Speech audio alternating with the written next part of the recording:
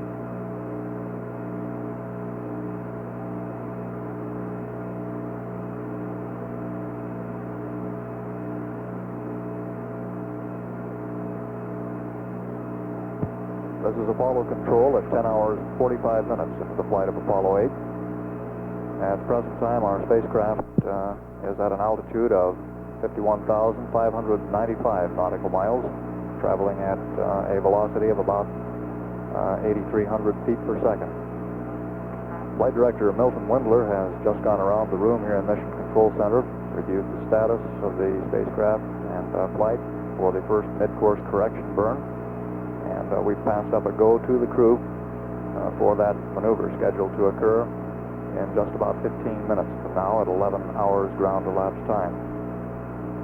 That burn will be a very short one, about 2.4 seconds. It will add about 24 or 25 feet per second of velocity to the trajectory. Most of that will be in a posigrade direction. Velocity added rather than velocity subtracted. There will be also some minor direction change in it, but most of the velocity is an increase.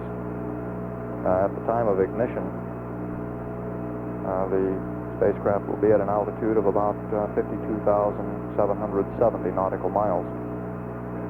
We do have a recording of some conversation with the crew over the past 15 or 20 minutes. We'll play that back for you now and then stand by to monitor any conversations that develop.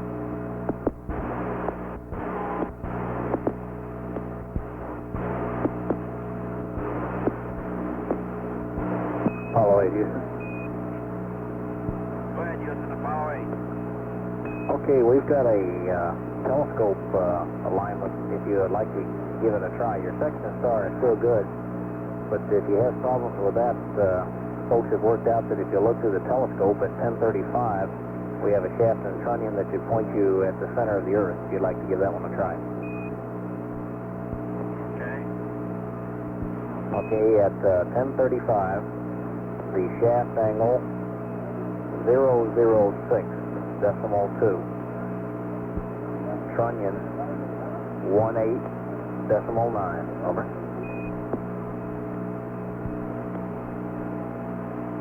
Roger, 1035, shaft 006.2, trunnion 18.9. That's affirmative.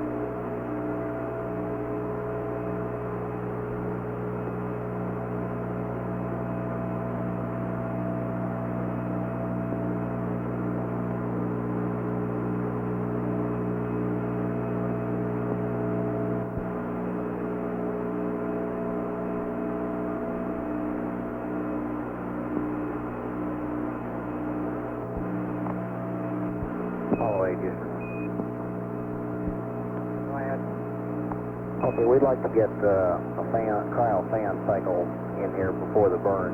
About 1 minute on each would be fine.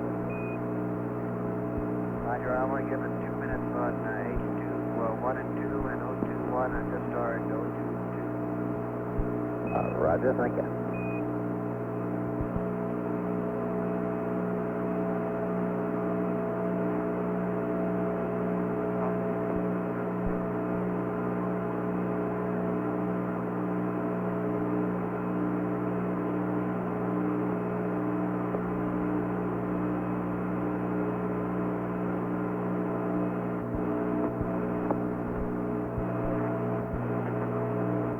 Apollo 8, Houston, we'd like to dump your tape prior to the burn. Roger, it's only been running here about 15 minutes.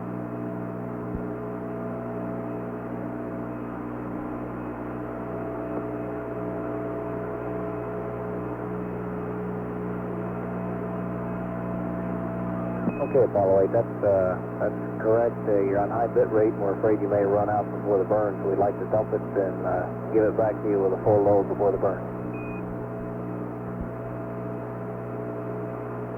Roger, and give us a comment on the voice quality. Wilco?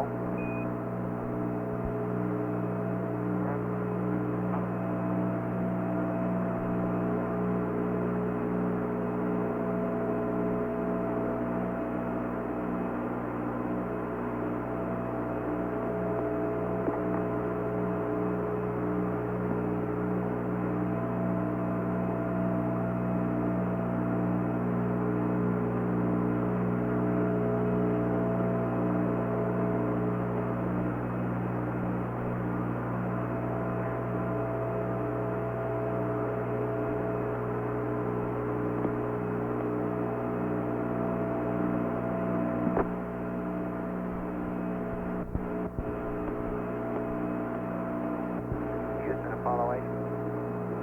Go ahead. Roger, we plan to stop charging battery B about another 5 minutes. You concur? That's affirmative. Okay, you might miss it. Wilco?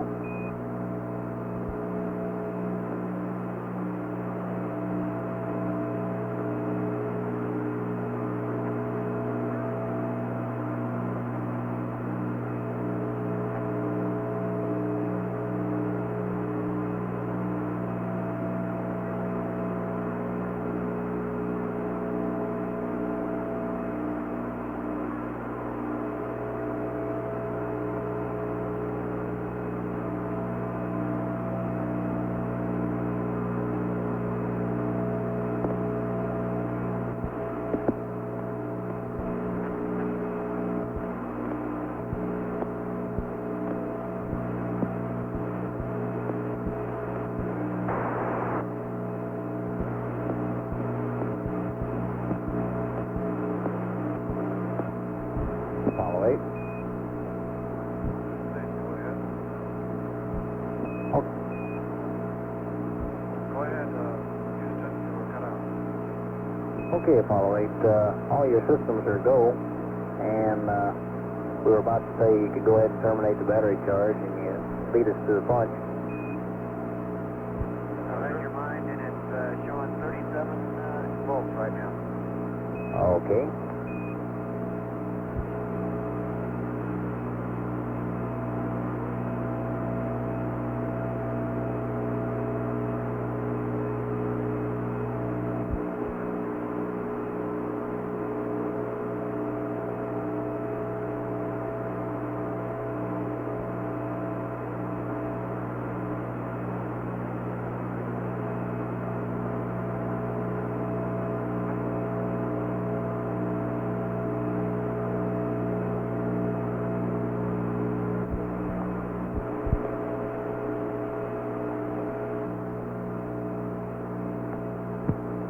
This is Apollo Control.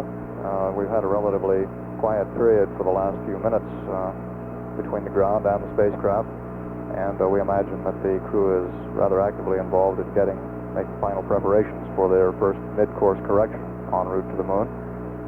That engine ignition is now scheduled to occur about 2.5 minutes correction about 6.5 minutes from now at 11 hours ground elapsed time. The batteries on board the spacecraft have been fully charged up. They will be brought on the line during preparation and during the burn to assist in carrying the electrical load. At that time, this is a normal procedure during a maneuver where Houston, the if you'll go to entire high bit guidance rate, we'll give navigation you the system tape is recorder back required. to your command.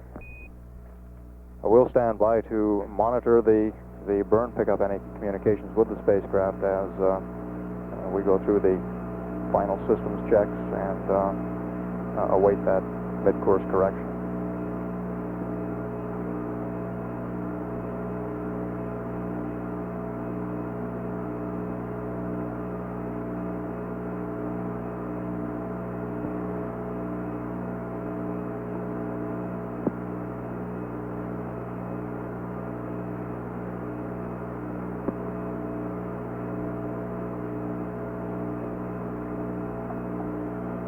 Apollo 8 Houston, if you'll put your high bit rate on, we'll give you the tape recorder back. Apollo 8 Houston, if you'll put your high bit rate on, we'll give you the tape recorder back.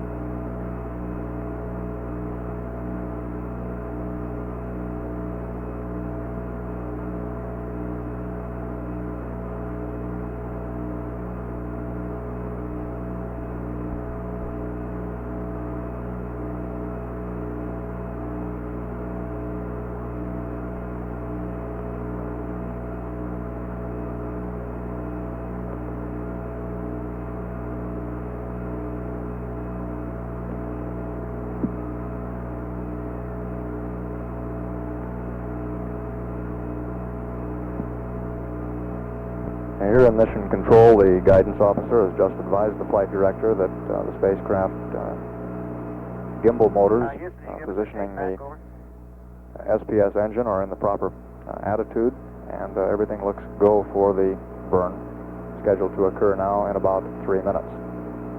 We'll continue to monitor for conversation with the crew. Affirmative, Apollo 8. Apollo 8's command reset to get tape motion. Affirmative, Apollo 8. Apollo 8's command reset to get tape motion. We're now normal. Roger. Now normal. Roger.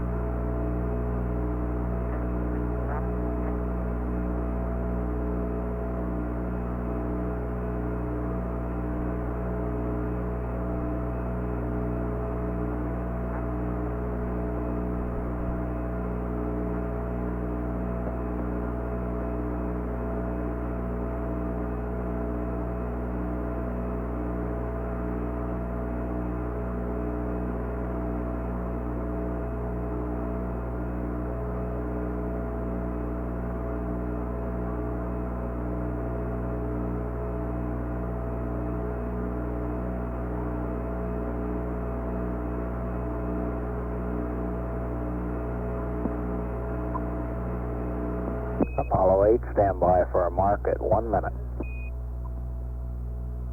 Apollo 8, stand by for a mark at 1 minute. 5 seconds. 2, 1, mark. 1 minute. Roger. 2, 1, mark. 1 minute.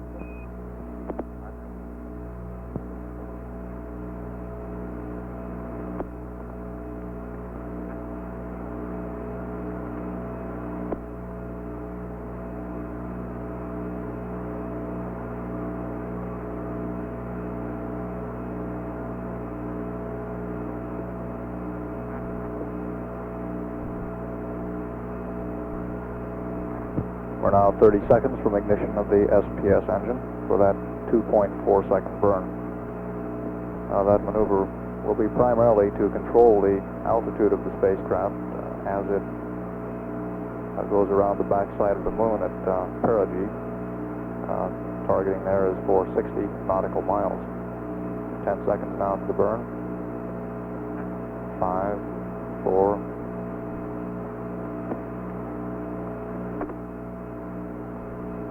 and we have confirmation of SPS ignition. Thrust looks nominal, says the flight dynamics officer.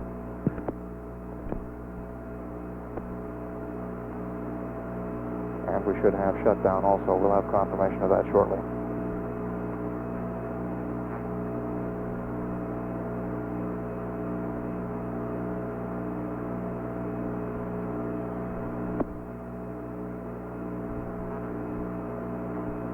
The guidance and control officer advises flight director the burn time was 2.4 seconds, exactly nominal, just what was planned.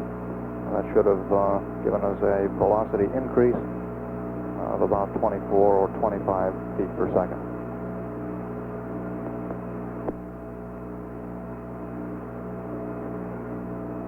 We've now taken the batteries off the line. Their job done in assisting carrying the heavier than normal electrical loads during a major maneuver of this sort, even though a very short maneuver. They will then be recharged to bring them up to full charge for the next maneuver or use of the SPS system.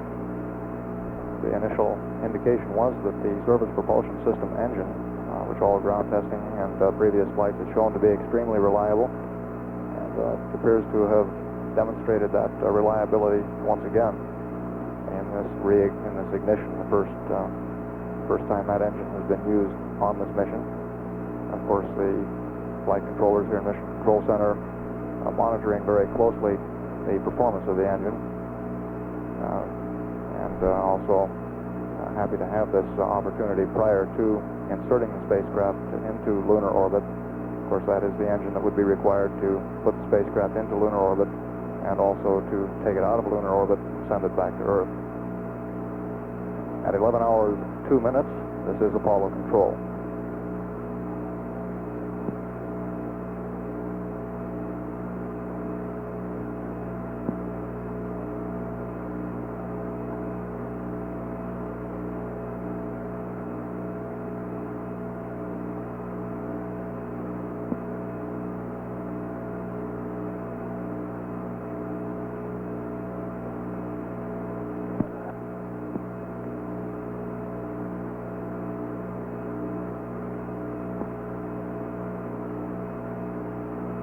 Apollo 8. Go ahead.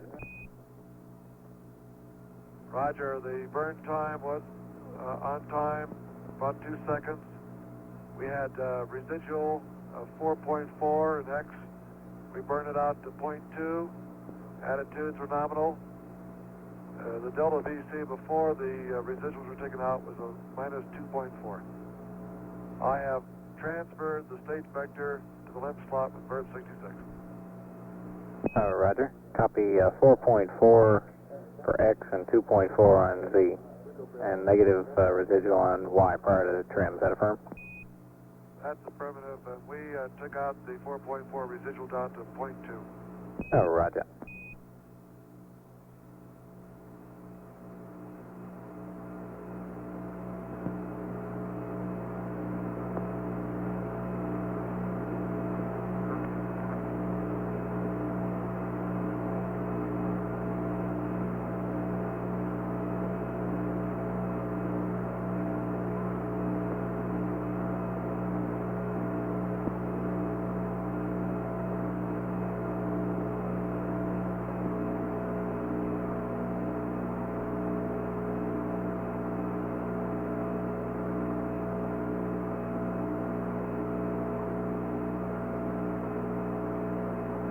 Houston, Apollo 8, you want us to start charging battery A now?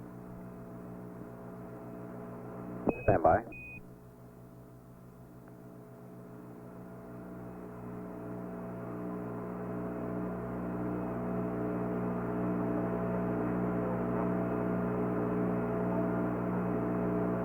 Apollo 8, let's go back to battery Bravo, and we'll finish that one off before we start in on Alpha.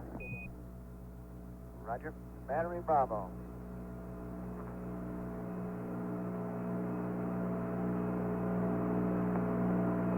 Houston, Apollo 8, you want us to maneuver to any particular attitude for a water dump, or you want us to go to the PTC attitude? Okay, let's go PTC.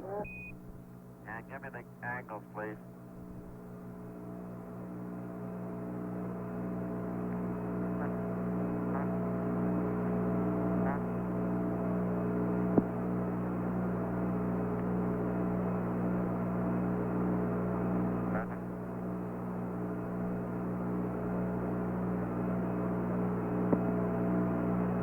Okay, Apollo 8, let's use the same angles we had before. That's pitch 242 and yaw 20 on the PTC attitude.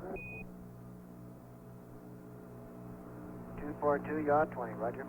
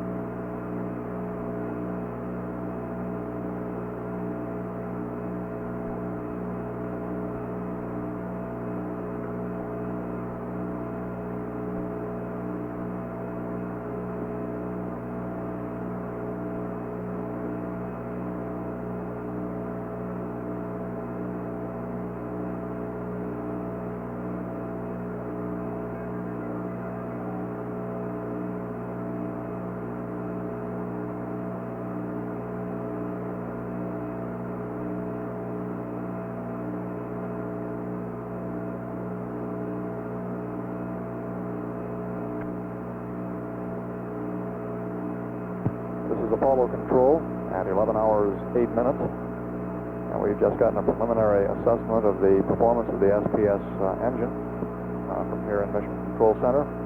And from the indications of the burn, the SPS looks to be completely go, in the words of the guidance officer. And the other flight controllers also concur. The burn was completely nominal in all respects. We also had a post-burn report from astronaut Jim Lovell aboard the spacecraft, and we'll play that back for you now and then stand by for any further communications with the spacecraft. Houston, Apollo 8. Go ahead. Roger, the burn time was on time, about 2 seconds. We had residual of 4.4 in X. We burned it out to 0.2. Attitudes were nominal. The delta VC before the residuals were taken out was minus 2.4. I have transferred the state vector to the lens slot burn 66. Roger. Copy 4.4 for X and 2.4 on Z. And negative residual on Y prior to the trim. Is that affirm? That's affirmative. We took out the 4.4 residual down to 0.2. Roger.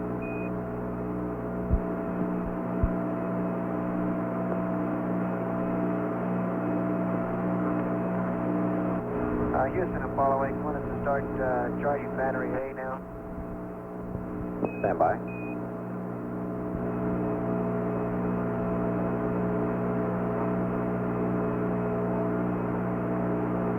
Apollo 8, let's go back to battery Bravo, and we'll finish that one off before we start in on Alpha. Roger. Battery Bravo. Houston, Apollo 8, do you want us to maneuver to any particular attitude for a water dump, or you want us to go to the PTC attitude? Okay, let's go PTC. And give me the angles, please.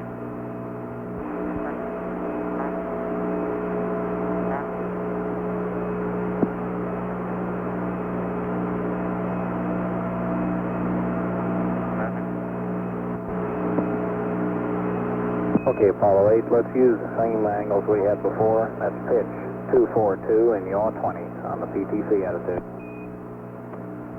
242, yaw 20, roger.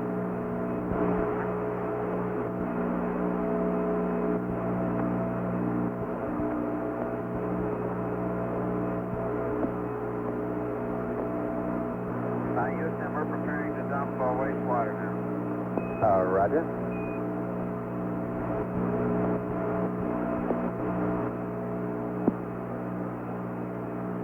During that conversation, you heard Jim Lovell refer to the residuals.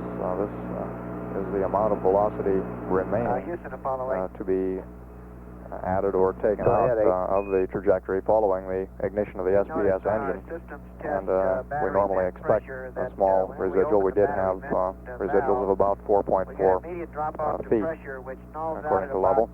And as per their normal procedure, these were removed by burning the reaction control system thrusters. Very short duration burn on those to, in effect, peak up the effects of the burn and put the spacecraft velocity right on the pre-planned. At this time, Apollo 8 is at an altitude of Apollo 8, 53,200 nautical miles. And traveling at a speed of 8,134 feet per second. This is Apollo control at 11 hours 12 minutes into the flight. Where the pressure would drop rapidly to this setting as if it was zero, over. All right, we'll look at our data here and let you know what we see. You going ahead with the water dump now? Roger, we're pausing here on the water dump, though, just to verify that the battery vent, the line is clear as indicated by a battery vent pressure of 0.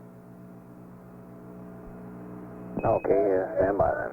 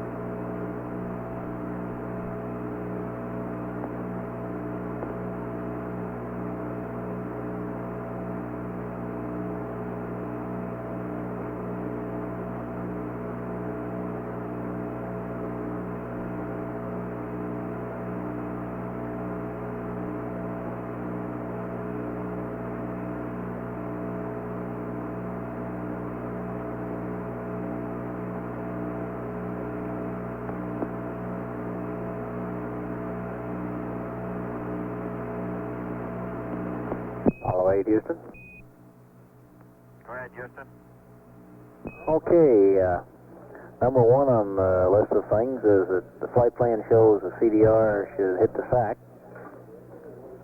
Number two, kind of a summary of your burn. All your SPS and systems look go. The trajectory shows that you have a CPA with the moon of 69.67 miles, and the time of percentium is 69 plus 10. You do have capture on a good free return. It's a little bit early to completely evaluate the trajectory for corridor control. You'll have no update to the TLI plus 11 block data. After looking through the cal curves, it looks like the battery vent pressure is actually zero at 0.2 to 0.3 volts. So that we agree with you there, and you can go ahead with the water dump.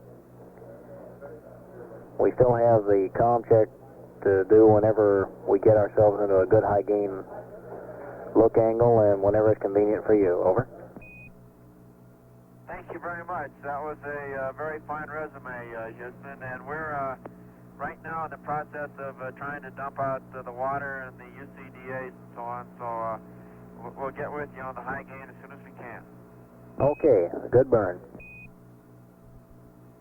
Houston, what do you want to dump the waste tank down to?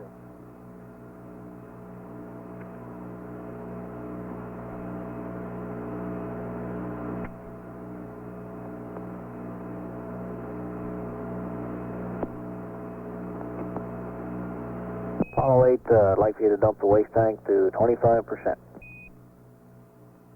Okay.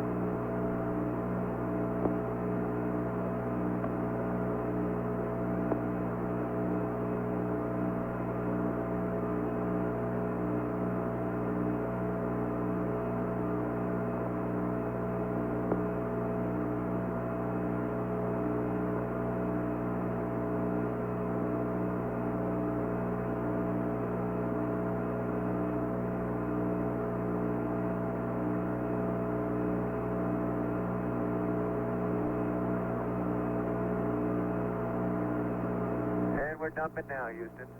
Okay, thank you. We finally got some stars to see.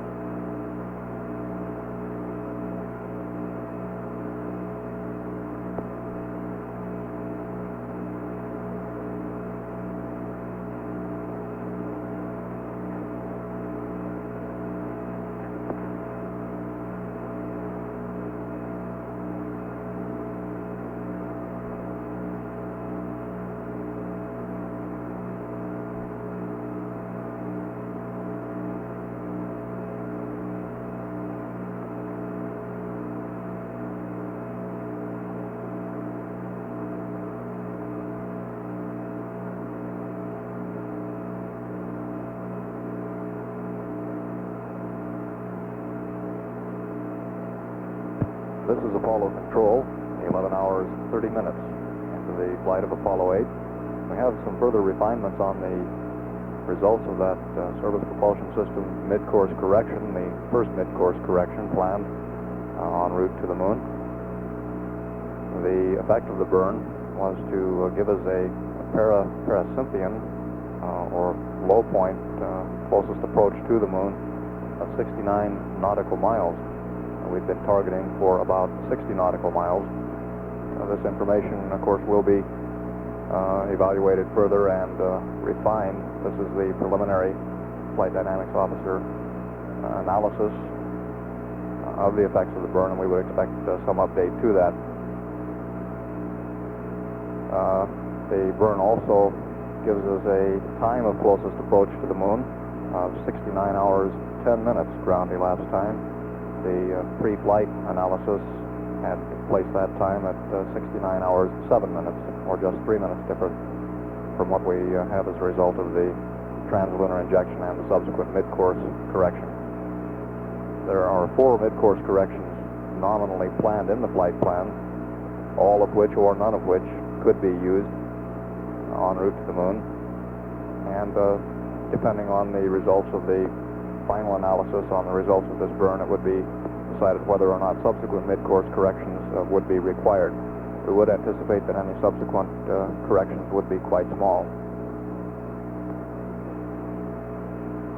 We also had a brief communication with the spacecraft in the last few minutes, and we'll play that back for you now.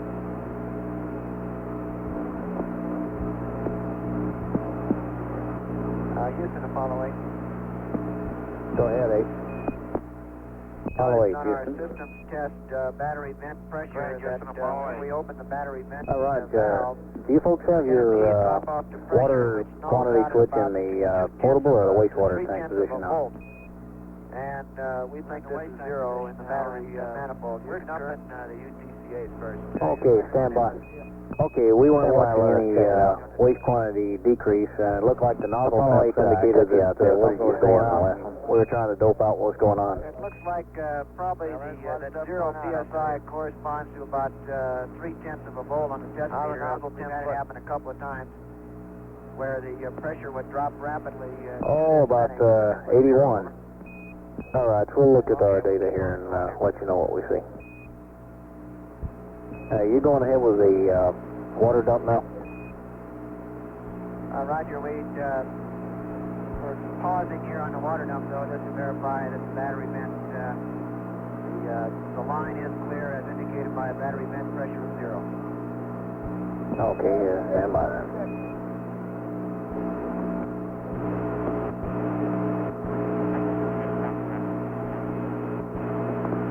All right, you're on there.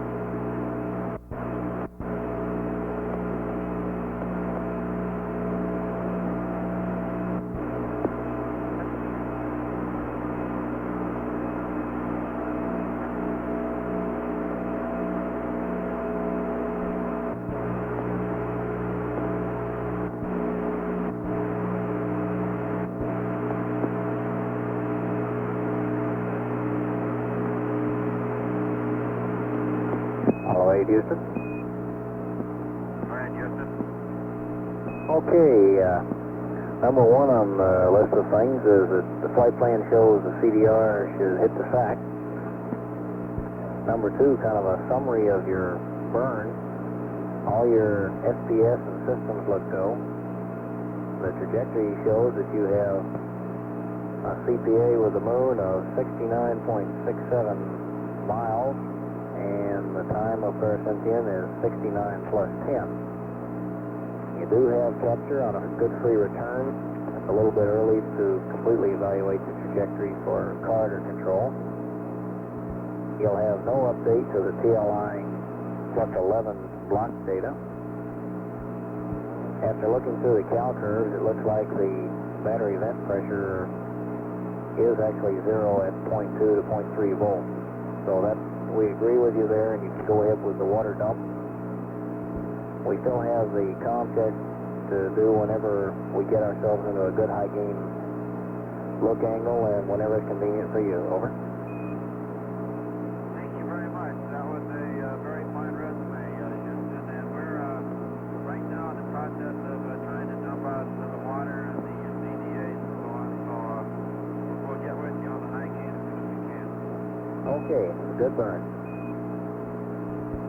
What do you want to dump the waste tank now?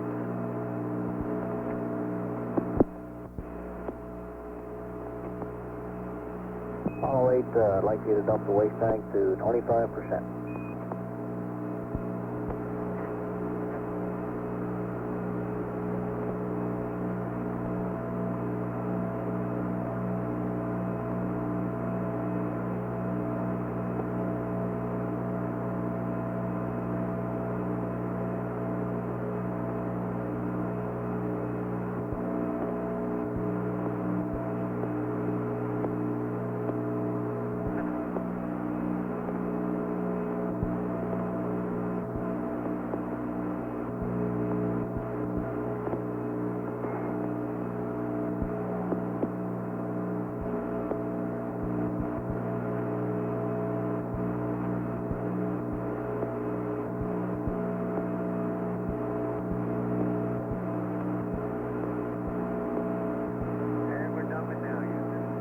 Okay, thank you. Finally got some stars, I think.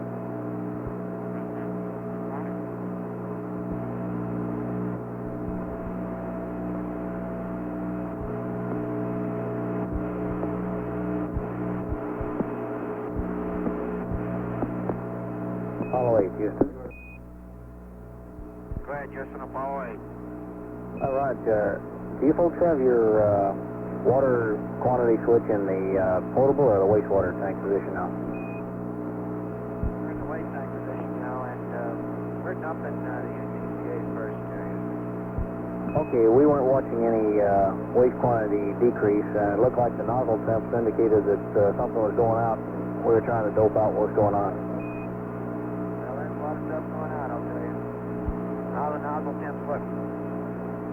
Oh, about 81. Okay, we'll keep on going. Airman.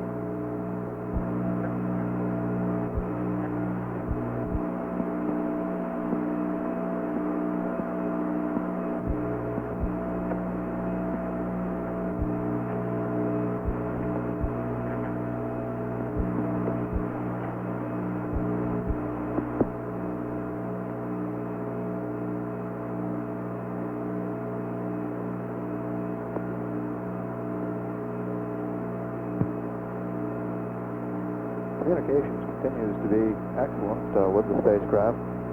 We're continuing to track with the 85-foot dish antenna at Goldstone, California. The crew reported earlier that the signal strength indication that we had was above normal, above what they would expect. And up to this point, we have had extremely good results from the unified S-band communication system. The spacecraft is presently about 50,000 nautical miles from Earth, as shown on the large plot board here in the front center of Mission Control Center. We expect the crew will begin a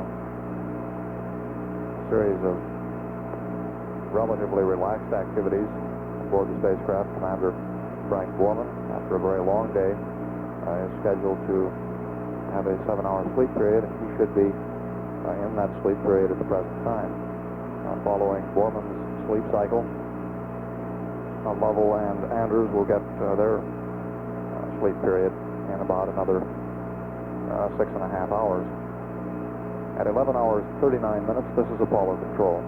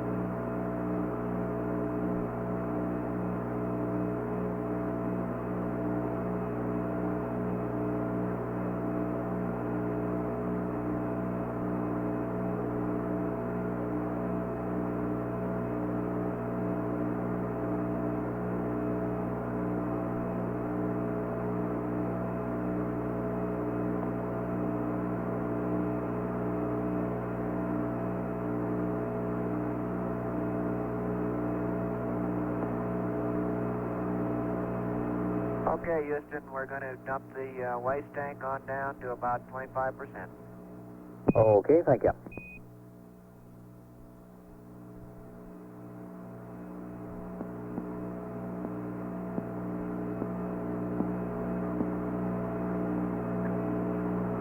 Houston, Apollo 8, do you copy? Affirmative, Apollo 8. Okay, tell the ECOMs to wake up and keep an eye on the waste tank servicing.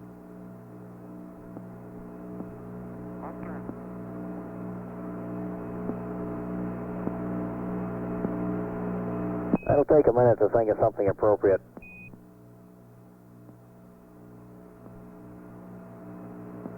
You're slowing down. So are you guys.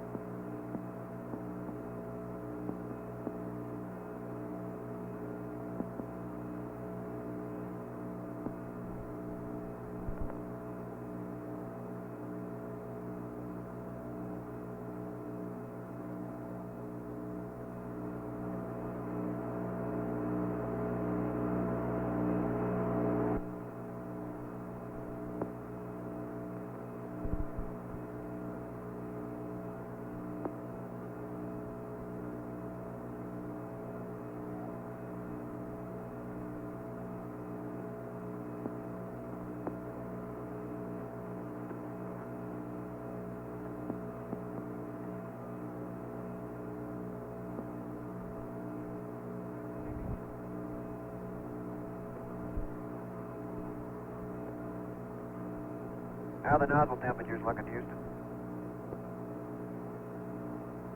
Stand by.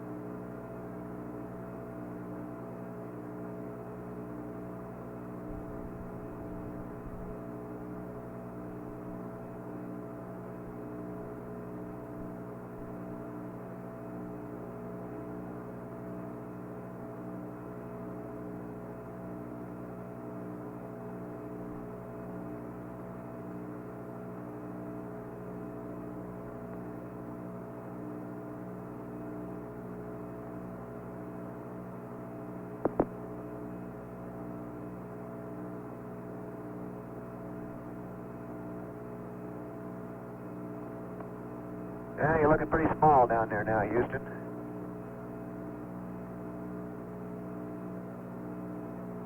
We're carrying a big stick, though. Just barely got clear lake.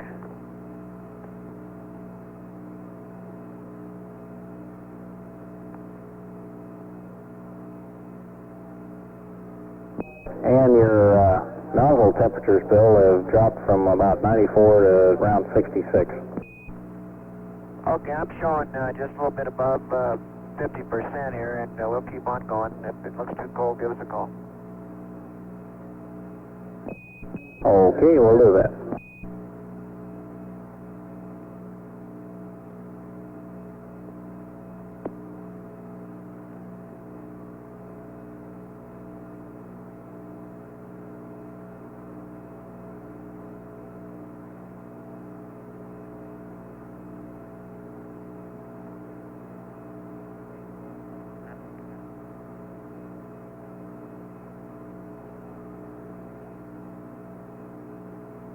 Houston, we had a momentary O2 high flow, but we think it's due to all the purging of the water lines we're doing here in the cabin.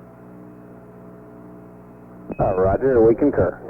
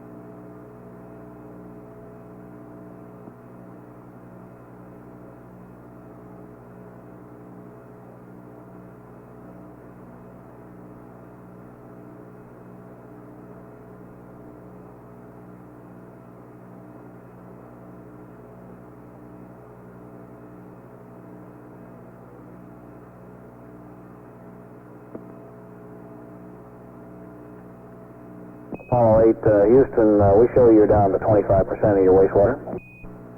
Okay, I'm about 28, Houston, stand by just a bit. No.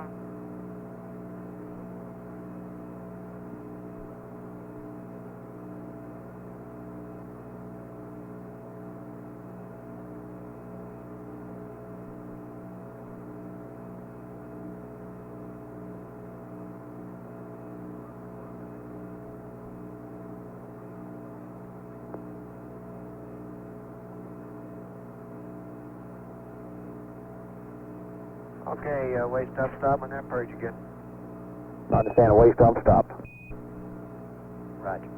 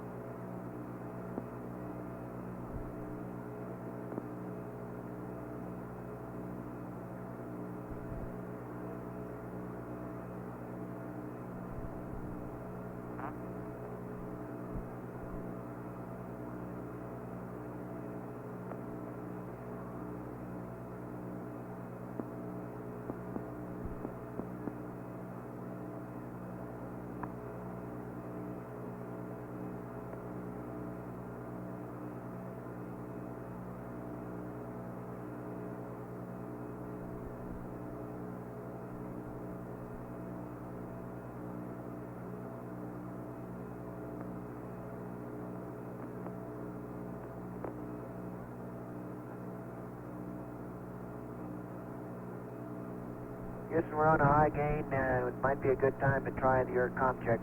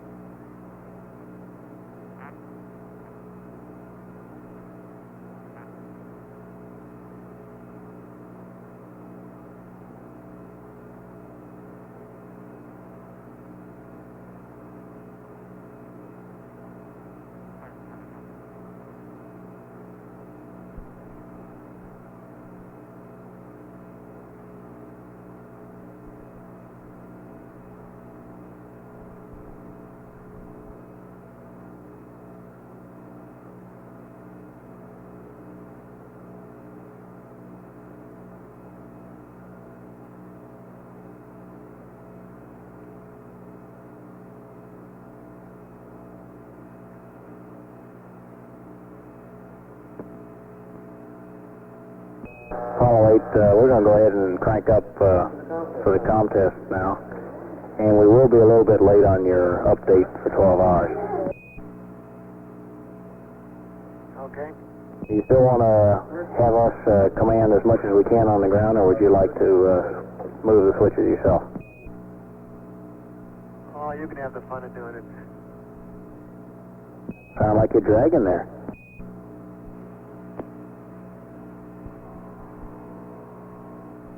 Say, using just to verify, we're using 1/250th at F11 on CEX and C-mags for Earth shots. You verify, over? Okay, you got going for it. I got my pencil up. How about saying it again? F11 and 1/250th for CEX 16 millimeter and C 70 millimeter. Okay, thank you. How about running that by the back room, boys? 5 meter doesn't seem to be helping out too much. Okay.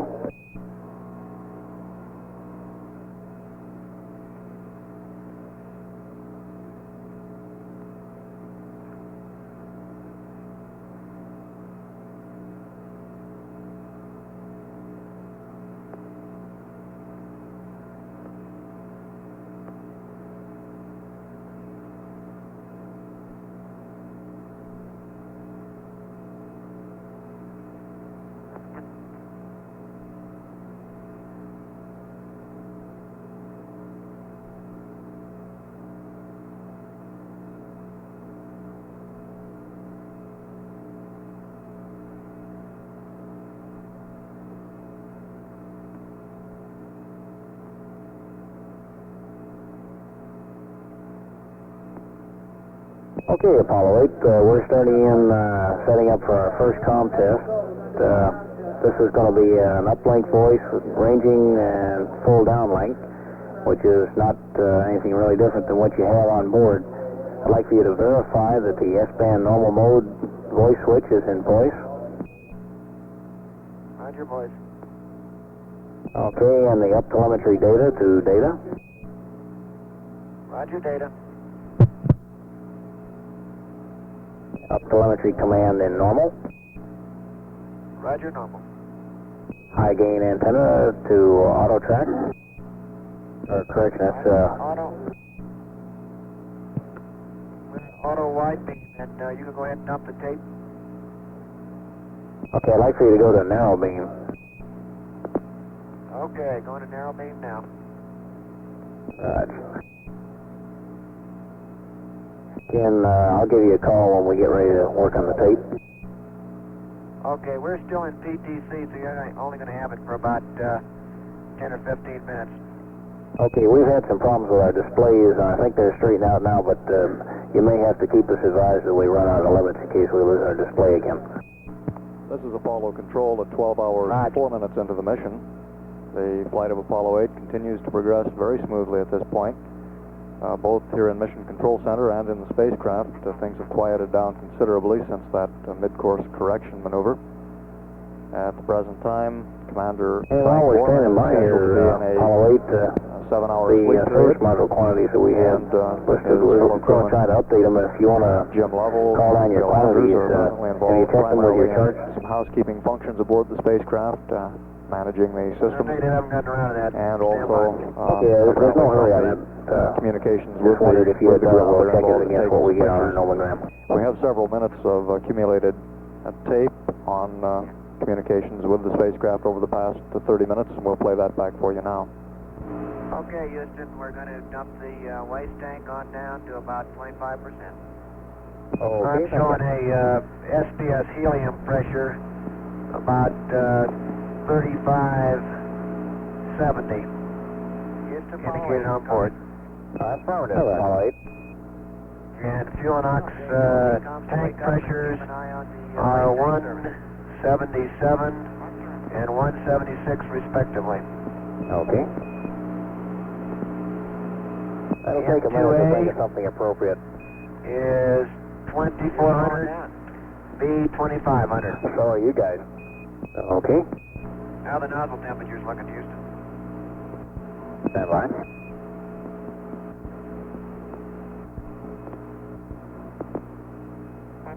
Yeah, you're looking pretty small down there now, Houston. We're carrying a big stick, though.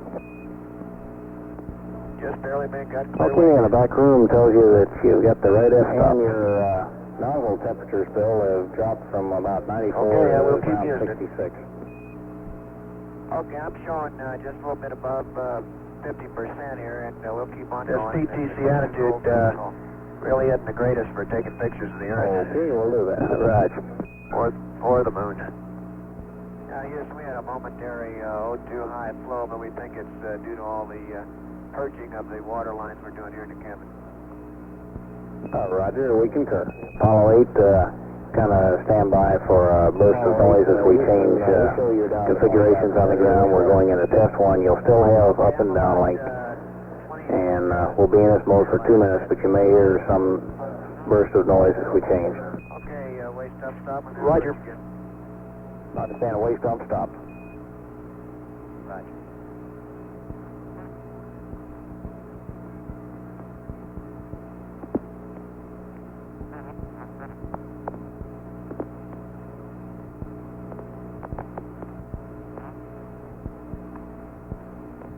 Houston, we're on a high gain, and it might be a good time to try your comm check.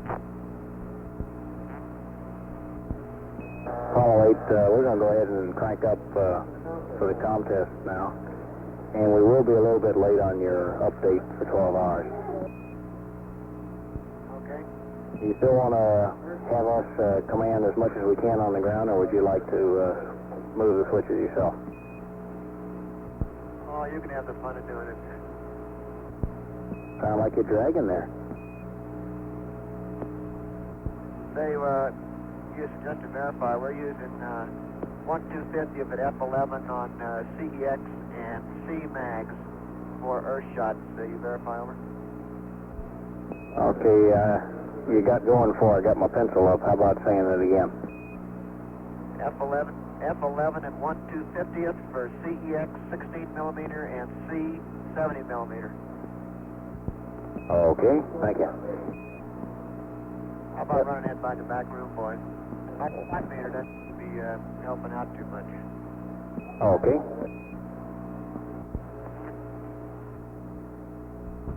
Okay, Apollo 8, we're starting in setting up for our first comm test.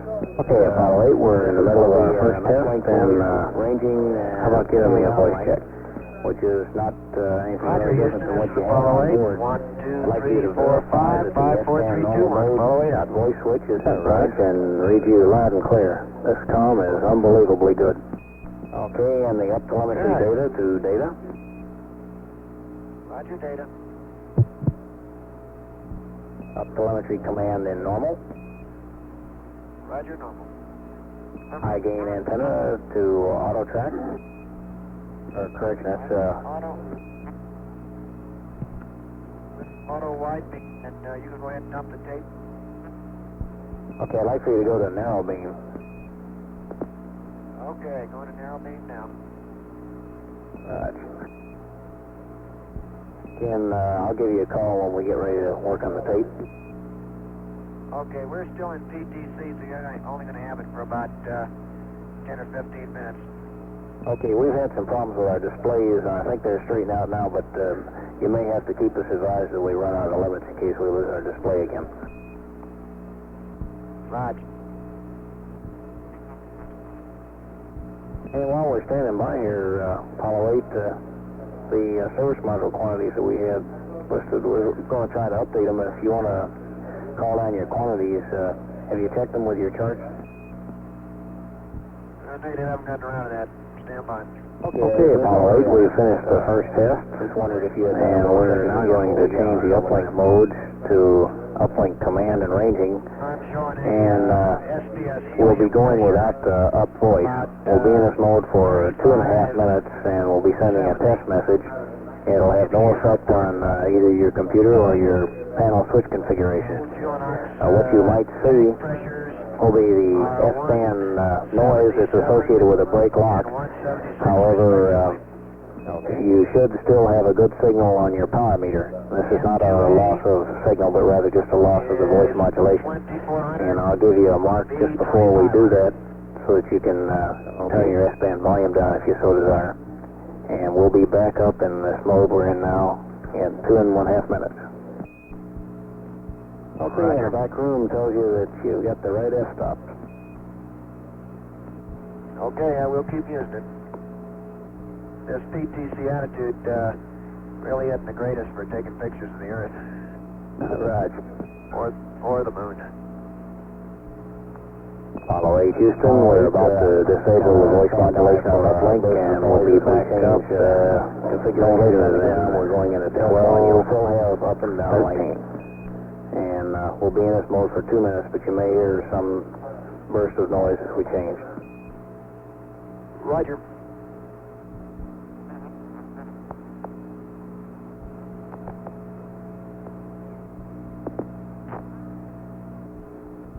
Okay, Apollo 8, we're in the middle of our first test, and how about giving me a voice check? Roger, Houston, this is Apollo 8. 1, 2, 3, 4, 5, 5, 4, 3, 2, 1. Apollo 8 up. Raj, and read you loud and clear. This comm is unbelievably good. Good.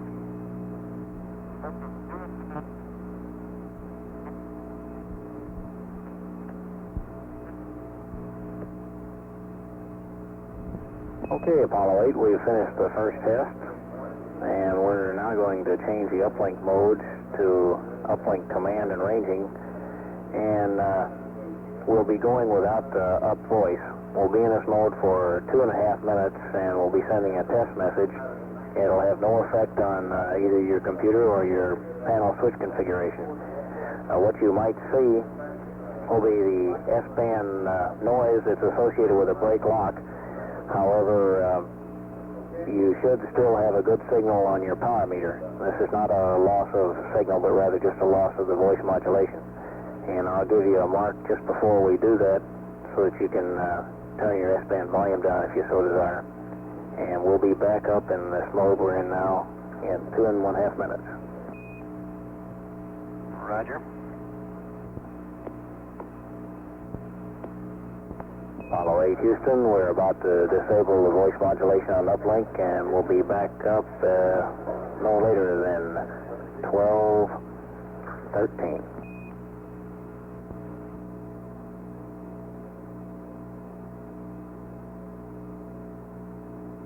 This is Apollo Control at 12 hours 14 minutes into the mission now. Apollo 8 is presently some 58,000 nautical miles from Earth, 58,334 according to our displays here in Mission Control Center. And the spacecraft is traveling at a velocity of 7,700 feet per second. We do expect probably for the rest of the night we'll have a rather quiet period here in Mission Control Center.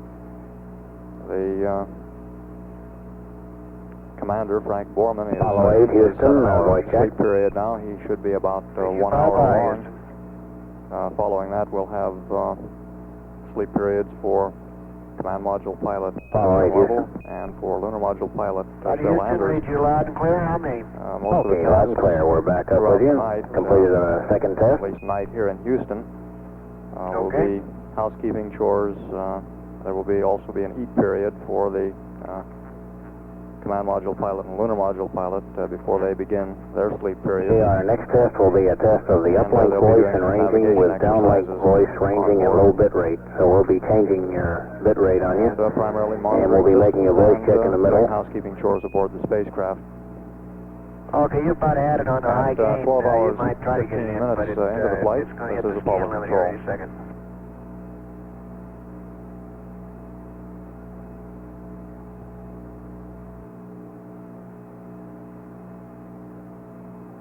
Okay, Apollo 8, looks like we'll get our information before we lose the high gain.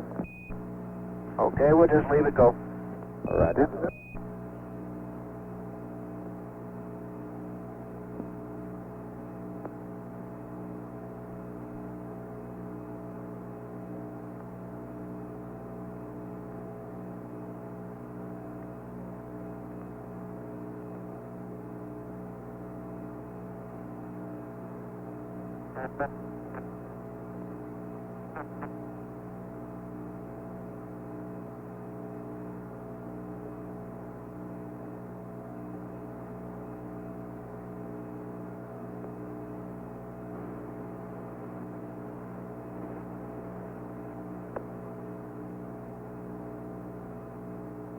Now we got the scan limit. We'll let go, Houston, and Joe brakes lock.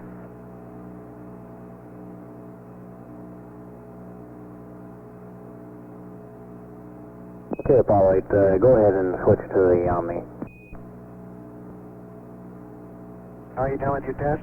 Okay, we've got 3 steps of the test, and we'll have to pick up the rest next time we get a look at the high gain. Okay.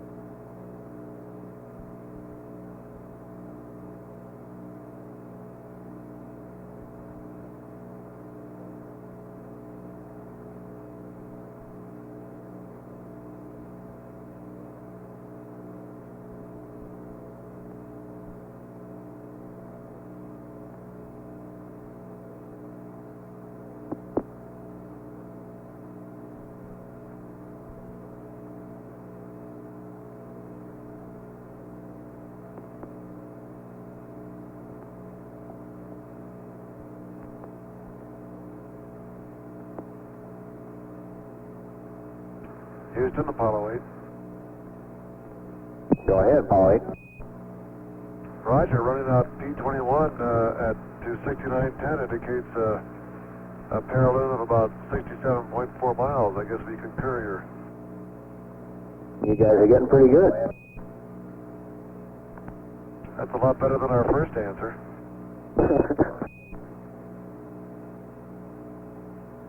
We don't care if we're right, just so MDAT is right.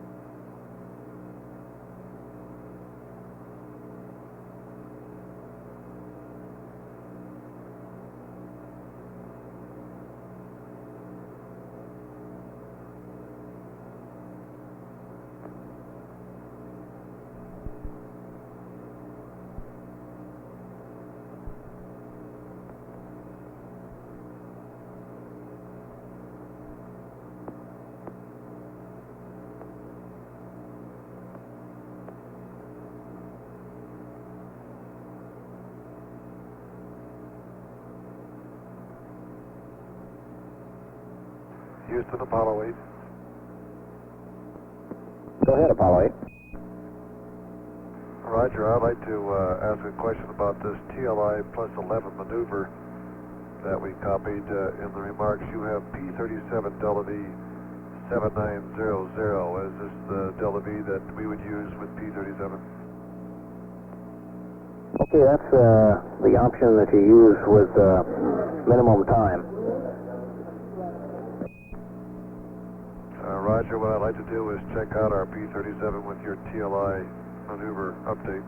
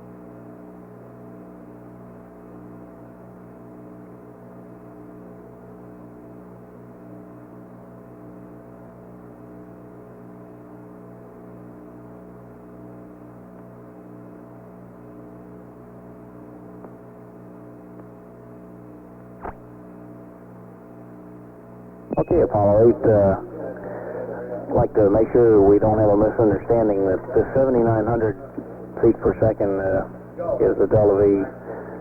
It's not associated with a high-speed workaround procedure. This is just a standard P37 Delta V. Roger, but was that the Delta V that you used to give us the TLI plus 11 pad? Okay, I see. Never mind. Okay, that's not the one that the maneuver pad was based on. That's the number you'll put in for the minimum time. Roger, understand. Okay, and there sounds like a good idea if you want to go ahead and check out the 37. And we're standing by to work on comm as soon as that high gain is available. Roger.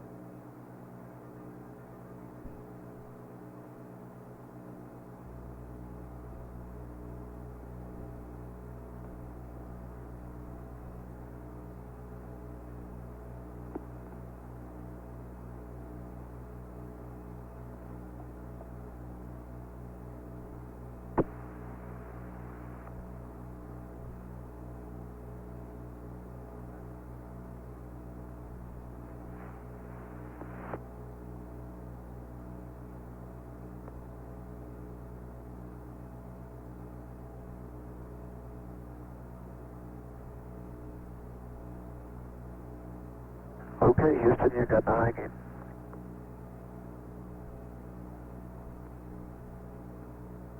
This is Apollo Control Houston at 12 hours 45 minutes into the flight. At the present time, Apollo 8 is just beyond 60,000 miles from the Earth, 60,536 nautical miles. And the spacecraft velocity is continuing to decrease gradually. At the present time, the speed is about 7,500 feet per second. During the past 30 minutes, we recorded about 5 minutes of conversation with the spacecraft. We'll play that back for you now. Apollo 8, Houston, voice check. Radio 5-by, Houston. Apollo 8, Houston. Roger, Houston, read you loud and clear. How many? Okay, loud and clear. We're back up with you. Completed a second test. Okay.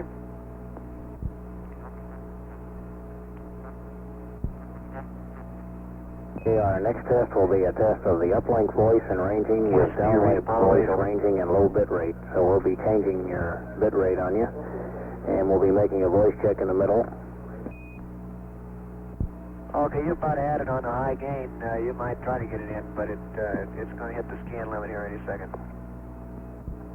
Okay, Apollo 8, looks like we'll get our information before we lose the high gain. Roger, the high gain. Okay, We'll just use it. Roger. Okay, and if you're ready, we'll go ahead with our comm checks. Go ahead. Well, we got the scan limit. We'll let go, Houston, and Joe breaks. Okay, we're starting in now on our fourth test. Go ahead and switch to the Omni. How are you doing with your test? Okay, we've got 3 steps of the test. We'll have to pick up the put your telemetry inputs, switch to PCM high. Okay. Too high. Okay, and now we're going to switch uplink to the up voice backup for about 2 minutes. And may take a couple of seconds when you hear the up voice lost. So you can place your up telemetry data switch to up voice backup. And in the event that all of this doesn't work out too well, I'm reading 12:47 on the clock now. And let's meet back in our present configuration no later than 12:50. Houston, Apollo 8. Go ahead, Apollo 8. Okay, thank you. Roger, running out P21 at 269.10 indicates a parallel of about 67.4 miles. I guess we concur here. You guys are getting pretty good. That's a lot better than our first answer. We don't care if we're right, just so him dad is right. Houston, Apollo 8. Go ahead, Apollo 8. Roger, I'd like to ask a question about this TLI plus 11 maneuver that we copied in the remarks. You have P37 Delta V Apollo 8, Houston. 900. Is this the Delta V that we would use? Roger, Houston, read you loud and clear. Okay, that's pretty good. That's up voice backup that you use with, would you confirm that you're in narrow beam on the high gain? Roger, Roger, what I'd like to do is check thank you. out P37 with your TLI maneuver update. We're going to continue tracking and watching the high gain antenna here for a couple of minutes. Okay, and I'll give you a call when we're ready to go back. I'd like to make sure we don't have a misunderstanding that the 7,900 feet per second is the Delta V. It's not associated with a high-speed workaround procedure. This is just a standard P37 Delta V. Roger, but was that the Delta V that you used to give us the TLI plus 11 pad? Okay, I see. Never mind. Okay, that's not the one that the maneuver pad was based on. That's the number you'll put in for the minimum time. Roger, understand. Okay, and sounds like a good idea if you want to go ahead and check out the 37. And we're standing by to work on comm as soon as that high gain is available. Roger.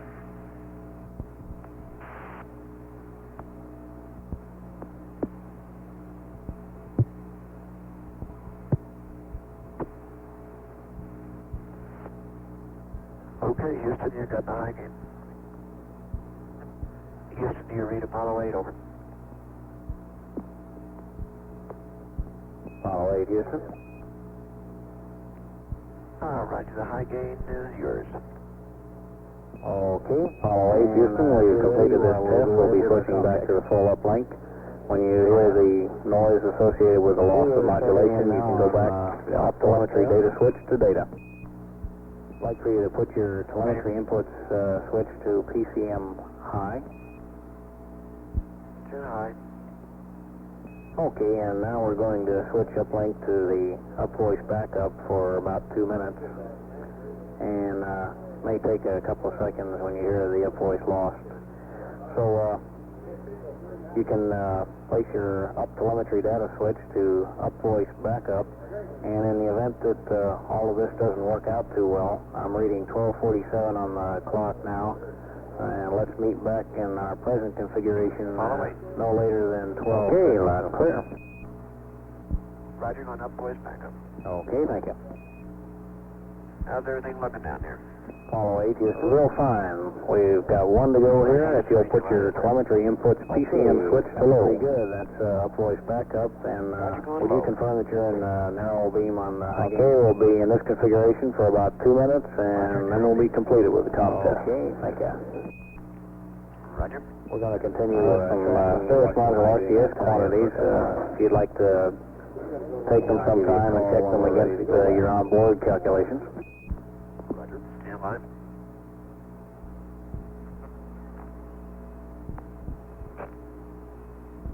Apollo 8 Houston, we've completed this test. We'll be switching back to the full uplink.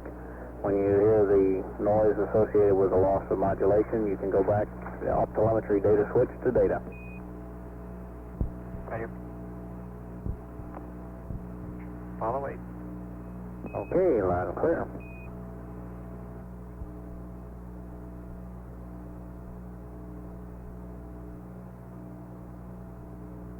How's everything looking down here? Real fine. We've got 1 to go here. If you'll put your telemetry inputs PCM switch to low. Roger, going low. Okay, we'll be in this configuration for... Roger, ready to copy. Could you give quad A, B, C, and D in that order? Okay, will do. And I'll give you the weights in pounds and the percentages. Quad A, 231 for 76%. Roger, stand by. What time is that for? 12 plus 15.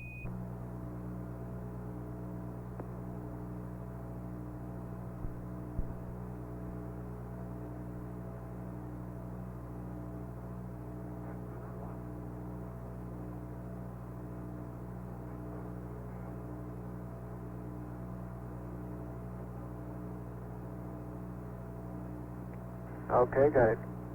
Okay, Quad Bravo, 251, 82%. Quad Charlie, 240, 79%. Slow down.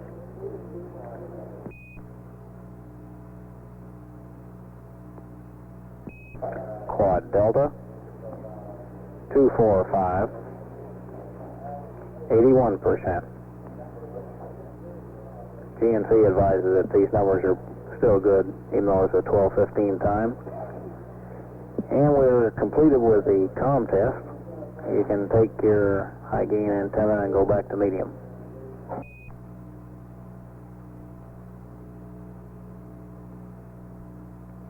Roger, medium.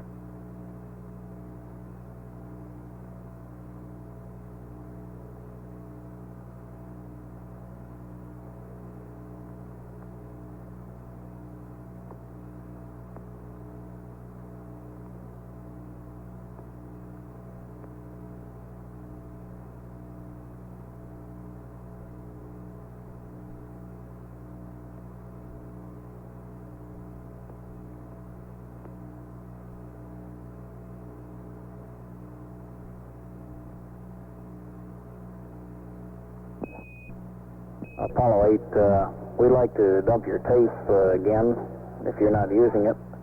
And the reason we want to do this is we had some that we didn't completely get dumped before the burn, and we'd like to get that and get the rest of the burn data. If there's no hurry on it, we can do it whenever it's convenient for you. You got it. Okay, thank you.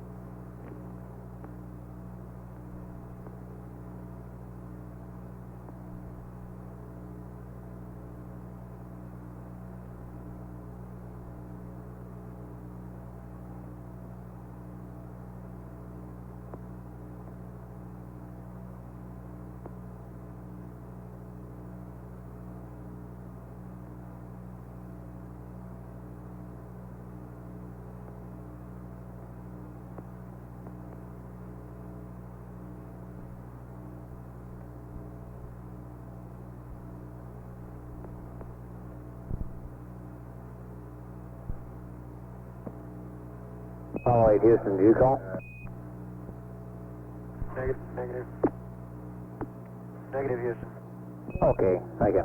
Say, we're curious what you did about your May West.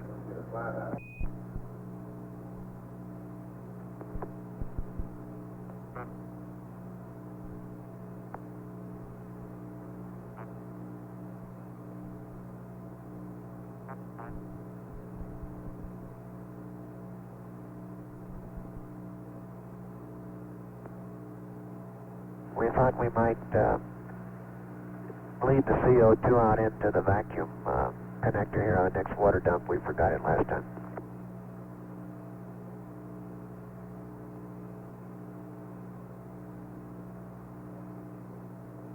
Did you copy? Raj, doesn't seem like there's any problem with going ahead and dumping it in the cockpit if you like.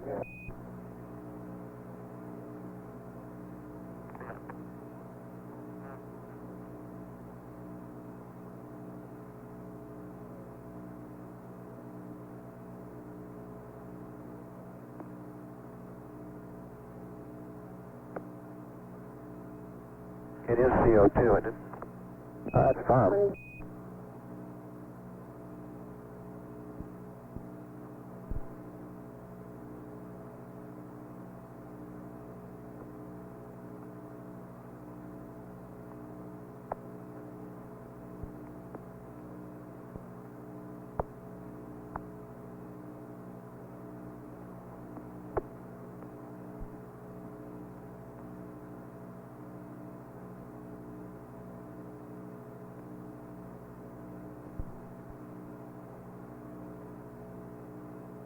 Apollo 8 Houston rehashed it again, and it looks like no problems at all with going ahead and bleeding it down in the cockpit. And then if you need it again on entry or after entry, well, we can blow it up with oil tube. All right, I understand.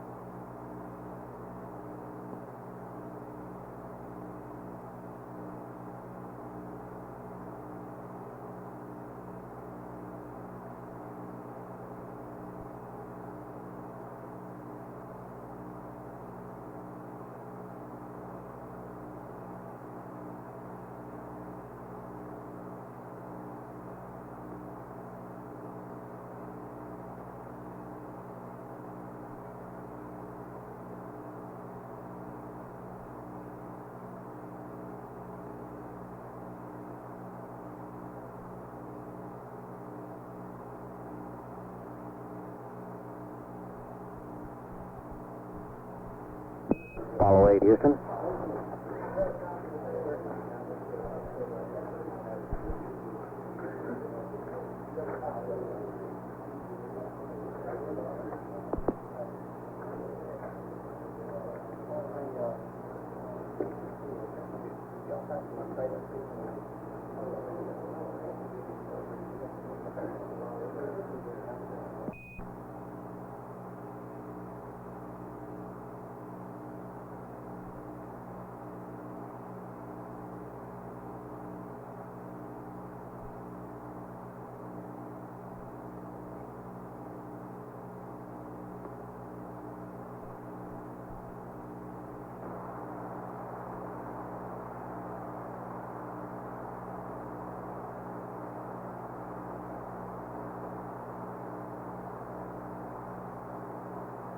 Apollo 8, Houston.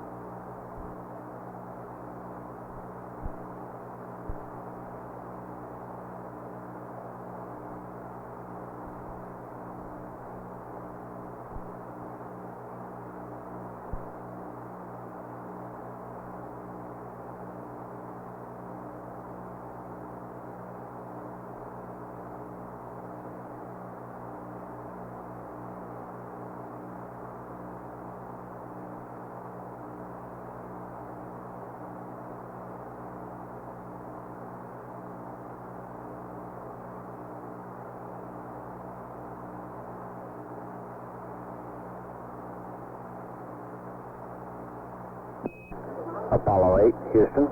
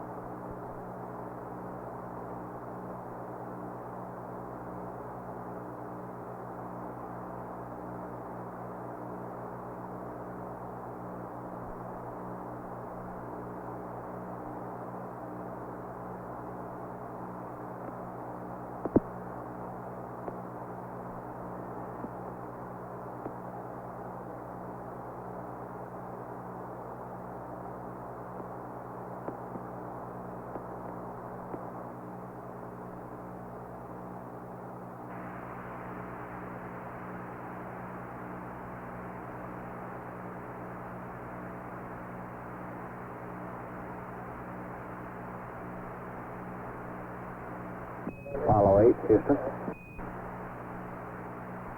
Houston, this is Apollo 8. We need you loud and clear. How was it? Okay, loud and clear now. Didn't get you there for a while. We were reading you all along, Houston. Roger, did you attempt to transmit, or were we just not getting through? Roger, we attempted to transmit. It sounded like you had a stuck mic down there for a little while.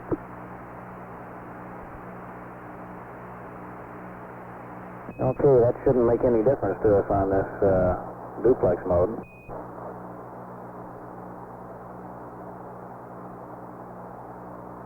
Okay, what I was calling for, Apollo 8, so we've got a maneuver pad that's PLI plus 25.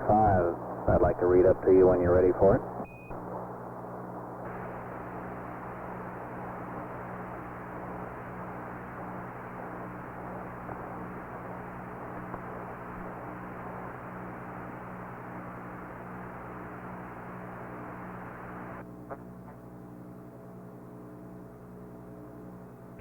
5 Houston, TLI plus 25. Okay, TLI plus 25. And this will be an SPS GNN. 63087 minus 162 plus 129er 027 56 29er 64 minus 001 63 plus 00001 plus 52759er 177 137 001 November Alpha plus 00201 52759er 623 52543 14 2347 337 023 up 195 left 17 plus 1145 minus 16500 127 80 358 90 074 3816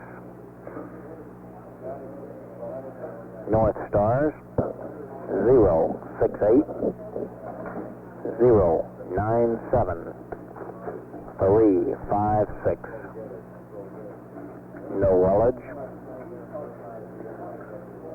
For the fast return P-37 Delta V 7900 to the Indian Ocean. High-speed procedures are not required. Over.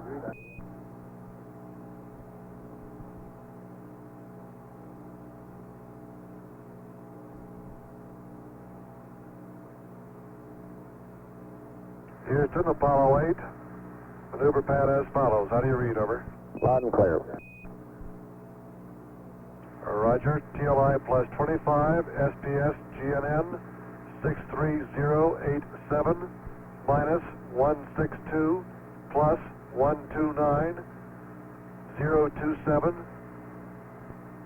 56 2964 minus 00163 plus 00001 plus 52759 177 137 001 not applicable plus 00201 52759 623 52543 14 2347 337 023 up 195 left 1.7 plus 1145 minus 16500 12780 35890 074 3816 north set 068 097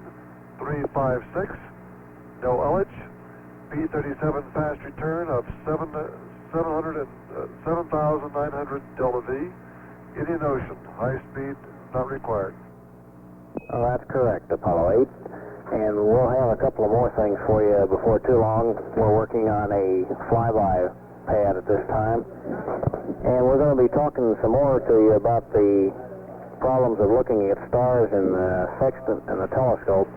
And what we'd like to do as soon as the black team comes on the motor, well, we have two teams here, we'd like to get a rehash from you on exactly what you see and what you don't see and under what conditions, and see if we can define it so that everyone here understands what you've been telling us. And if you have any comments concerning the timeline, knowing that we got off our timeline before the burn, if you have any comments about that method of getting back on schedule, why, we'd like to hear those too. Roger, we have one request. CDR would like to get clearance to take a signal.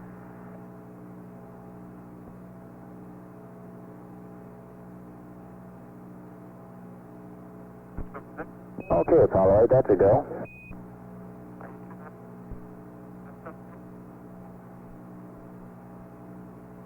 Roger.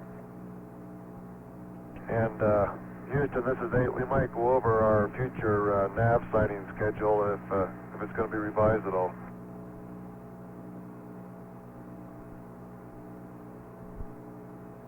Okay, Apollo 8, there are no planned revisions. Roger.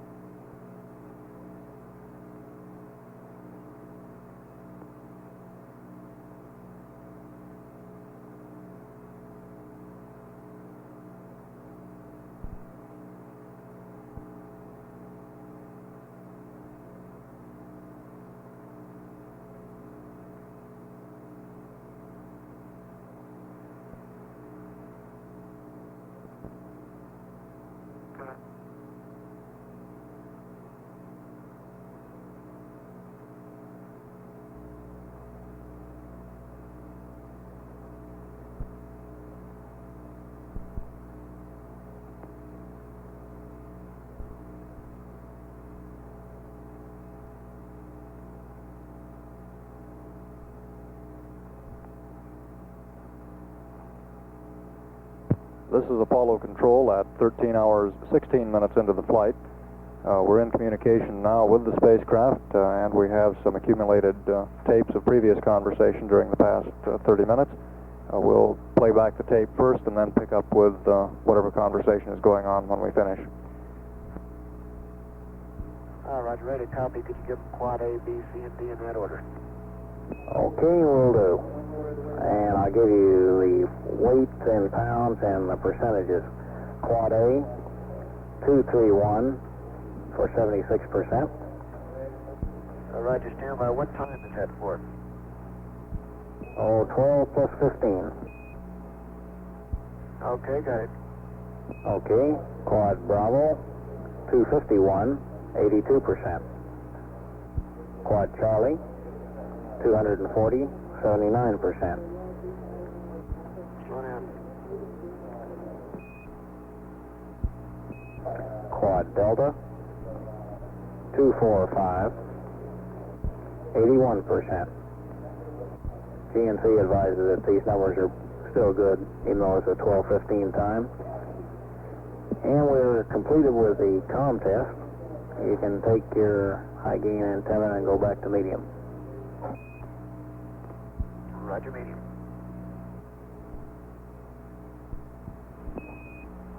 Apollo 8, we'd like to dump your tape again if you're not using it. And the reason we want to do this is we had some that we didn't completely get dumped before the burn, and we'd like to get that and get the rest of the burn data. If there's no hurry on it, we can do it whenever it's convenient for you. You got it. Okay, thank you. Apollo 8 Houston, do you call? Negative. Negative, Houston. Okay, thank you. Say, we're curious what you did about your May West.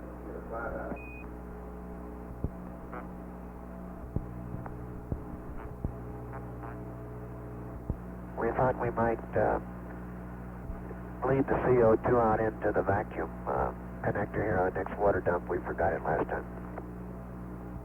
Did you copy? Raj, doesn't seem like there's any problem with going ahead and dumping it in the cockpit if you like.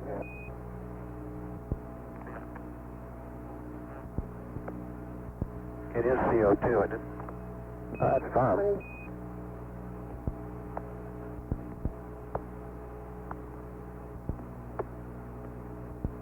Apollo 8 Houston, rehashed it again, and it looks like no problems at all with going ahead and bleeding it down in the cockpit.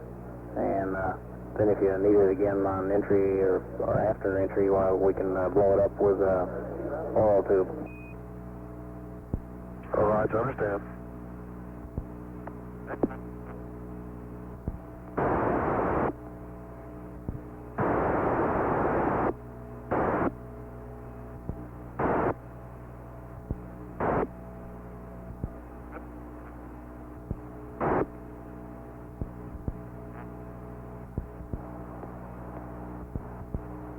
Apollo 8 Houston.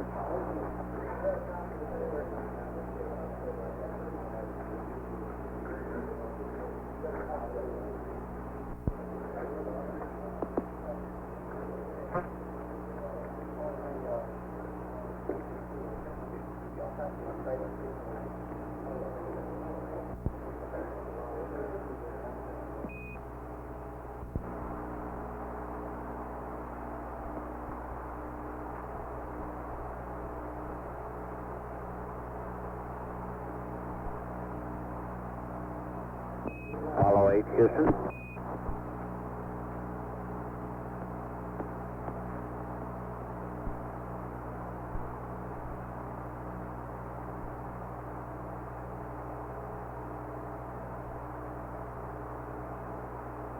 Apollo 8 Houston.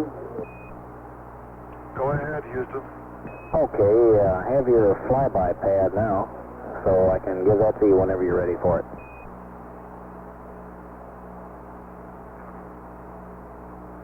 Stand by.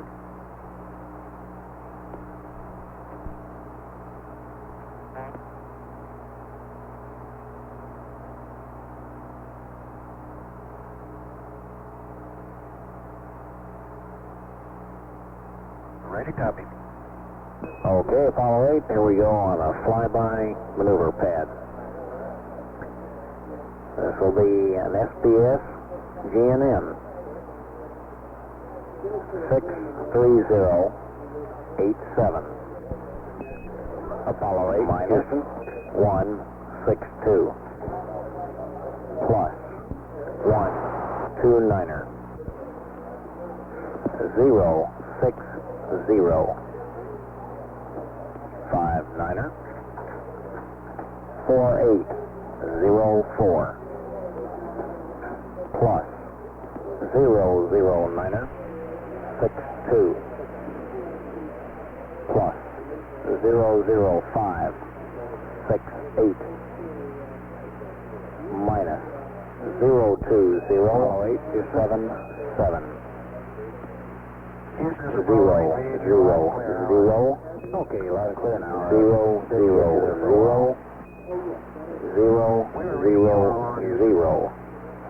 November Alpha.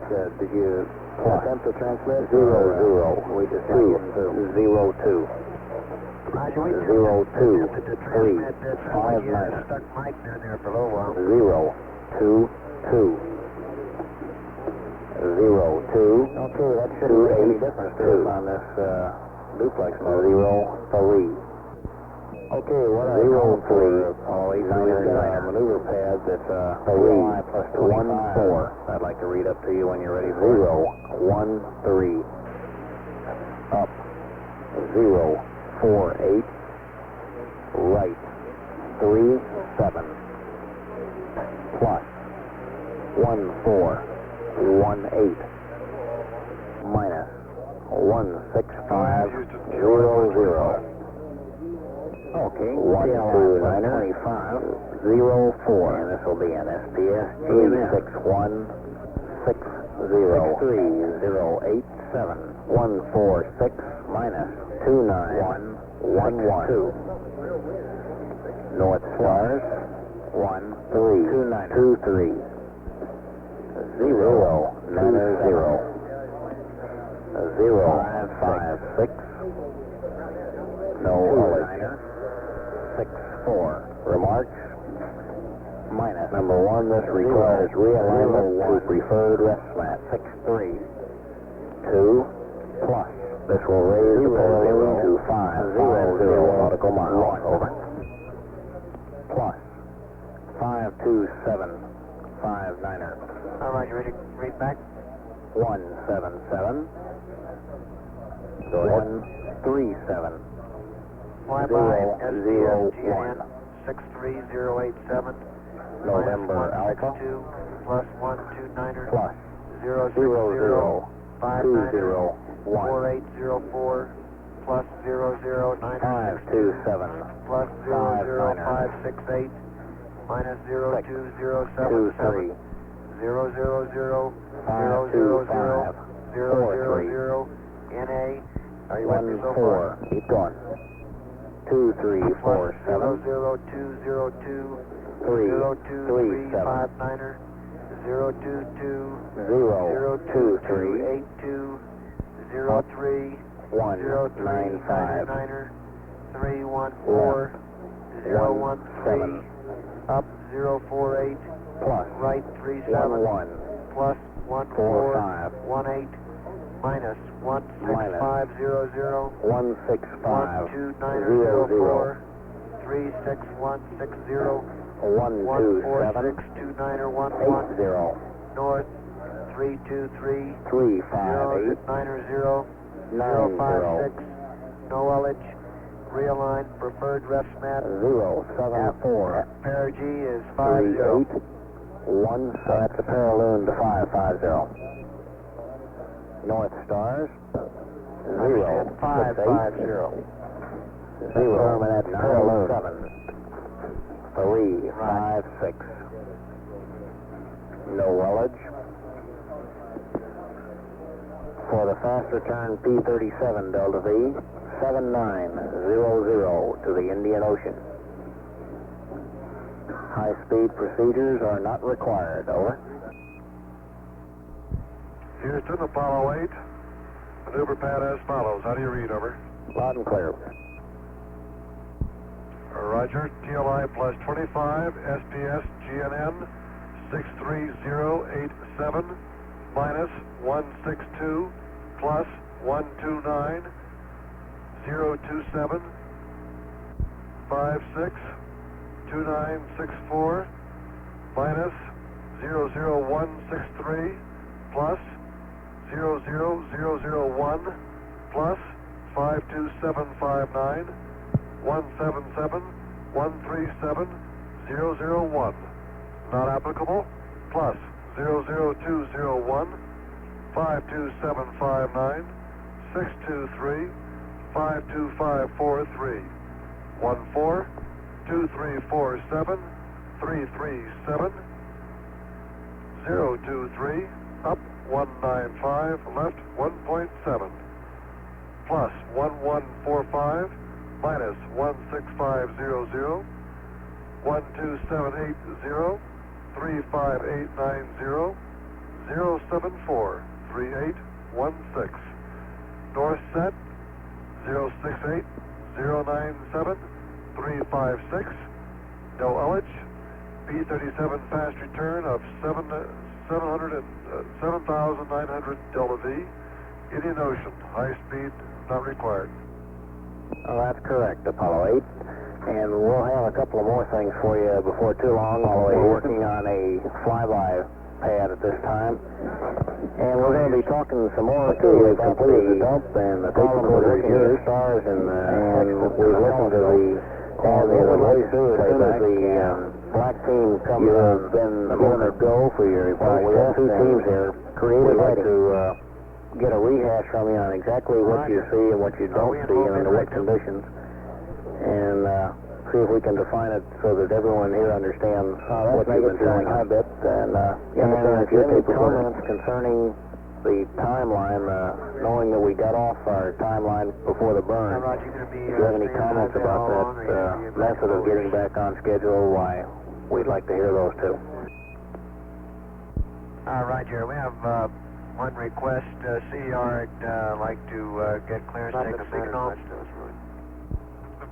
Okay, Apollo 8, that's a go.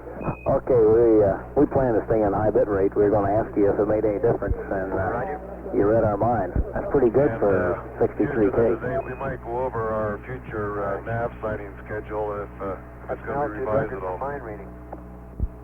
Okay, Apollo 8, there are no planned revisions. Roger.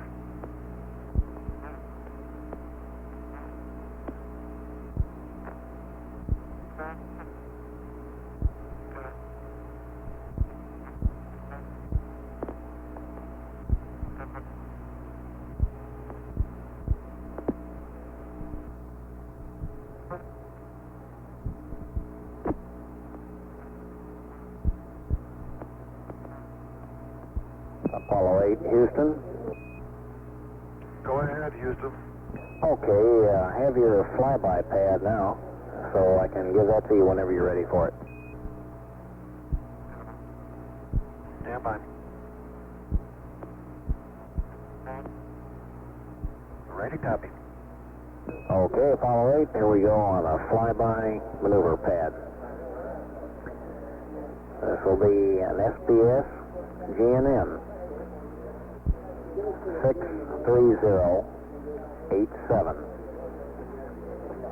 minus 162 plus 129er 060 59er 4804 plus 009er 62 plus 005 68 minus 02077 000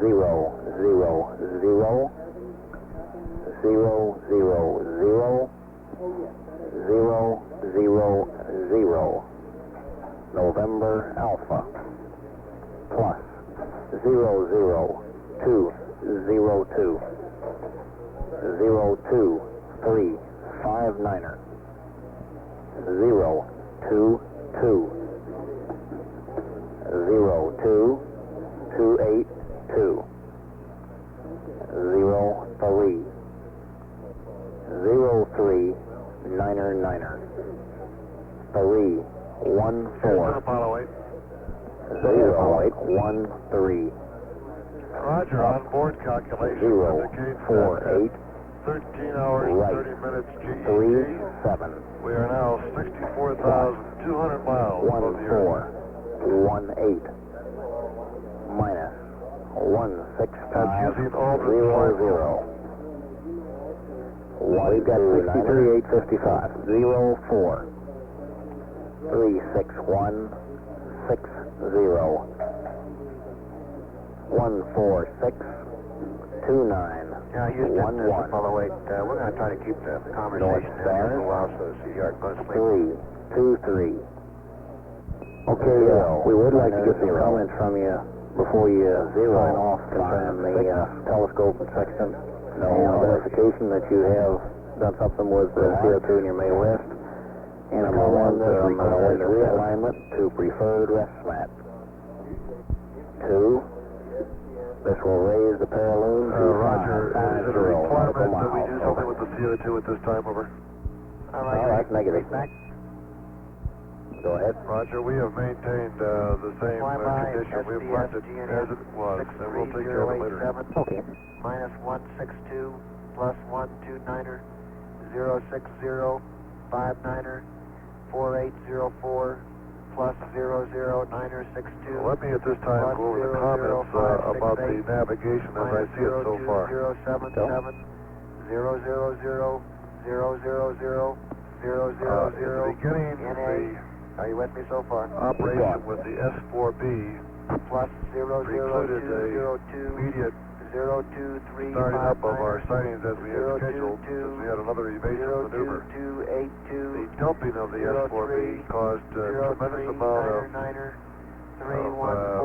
pseudo stars in the area, which made up 048 optics calibration practically impossible. plus The method which we had worked out does not seem to work too well. The method which I finally used was to go into P23, 36160 go to Sirius, which 146 was our brightest star, get the shaft and trunnion, and then fly the spacecraft up to Sirius. 090 To use that for the optics cal, which we did at a later time. Preferred rest map. With regards to light scatter, it appears that at almost any attitude during our passive thermal control, we are receiving light scattering in the scanning telescope.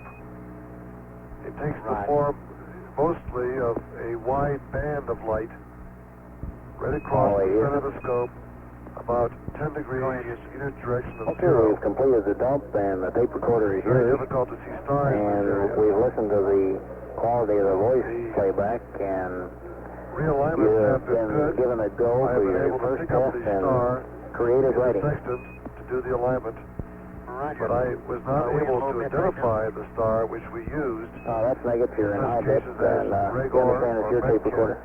in the scanning telescope. Now, Rod, you going to be staying in high bed all along, or are you going to be back in low here soon? The first star sightings Not that it matters of much. which I took of the Earth showed a Okay, very we distinct plan to stay in horizon. high bit rate. We're going to ask you if it made any It did difference. appear to be a you read very, our mind. or That's somewhat pretty good sharp for line between 63K. what appeared to be the Earth's horizon and the atmosphere. That's The an altitude landmark record for line of mine sight filter appeared to help out this horizon definition. Here's been Apollo 8. There is a very hazy ahead, Apollo 8. and indistinct horizon, though, between the space Roger, on board and calculations the indicate top of the that atmosphere itself. 13 hours and 30 And this minutes is a very GET. difficult one to use. We are now 64,200 miles above the Earth. As I said before, slide rule. At times, looking at We've the got moon, 63,855. with the sun in the near vicinity, the area around the moon, the space around the moon is not dark, but it's a light, appears as a light blue. And this is also Okay, the we same would like to case get some comments from you when you do the before sections you during sign alignment, off concerning the with the telescope with the sun section. in somewhere And in the vicinity of verification the that you object. have done However, I something had with no the difficulty CO2 in your May finding West, the and stars comments in the on section. window status. I also had no difficulty spotting the stars I used. Roger, is it a requirement that we do something with the CO2 at this time? Over. Canopus. No, that's negative. Against the Roger, we have maintained our the star same horizon. condition. We have left it. I can see all three of those We'll stars. take care of it later. Against the Earth background.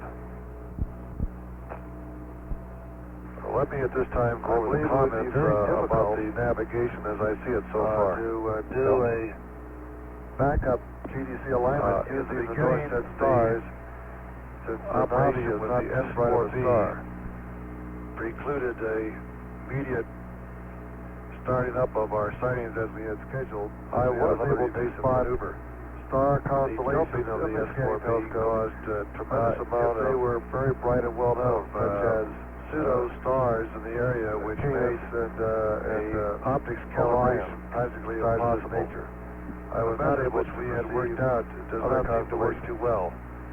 The method which I finally used was to go into P23, Okay, fine. Thank you very go much. to Sirius, which was our brightest star, get the shaft and trunnion, and then fly the spacecraft. We are going to use that for maneuvers the optics cal, which we did at a later time. Lower, with regards to light scatter, a slower mode of auto maneuver. Essentially, we're going to pass the thermal control 11101. We are receiving light scattering in the scanning telescope. Right, that'll be a 11101 It takes the form upload. mostly of a wide band of light that way. Right across the center of the scope, about 10 degrees unit direction of zero. With respect to the Very windows difficult used to in see stars in Windows this area. 1 and 5 have moderate Realignments have been haze on good. them. I have been able to pick up the Satisfactory star for in the sextant to do the alignment, visual observation, but I possibly was not for able to photography. identify Windows the 2 star and which we used 4 are in such clear. cases as Windows 3 Rigor is or Mencken almost in the opaque. scanning telescope. Okay, thank you. The first star sightings of which Yeah, I how's took of battery the B Earth looking to you? showed a very indistinct horizon, but there did appear to be a very or somewhat sharp line between what appeared to be the Earth's horizon and the atmosphere. The landmark line of sight filter appeared to help out this horizon definition. There is a very hazy and indistinct horizon, though, between the space and the top of the atmosphere itself. Apollo 8, And this is a Houston, very difficult one looks to like use. it may take another 6 hours on this battery B charge. Turns out that the charge rate is As I less said than before, what we were getting on our ground curves, but it's still above the Apollo 7 curve, and looks like it's going along the area in around good the moon, shape. the space around the And I moon would is like not to dark, have but it's a light- verification appears as a light blue. that the timeline leading up to the mid-course case, correction was satisfactory from your point of view. Doing alignments You're with the sun in Okay, still in thank the you. vicinity And of the we'll optic. stay off the loop However, until you I give had us a no call. difficulty finding the stars in the sextant. I also had no difficulty spotting bother us, the stars but I I'll used, reply. such as Make a Sirius, lot of noise. Procyon, Okay. or Canopus, against the Earth during our star horizon measurements. I could see all three of those stars against the Earth background. I believe it would be very difficult to do a backup GDC alignment using the north set stars, since the Navi is not too bright of a star. I was able to spot star constellations in the scanning telescope if they were very bright and well known, such as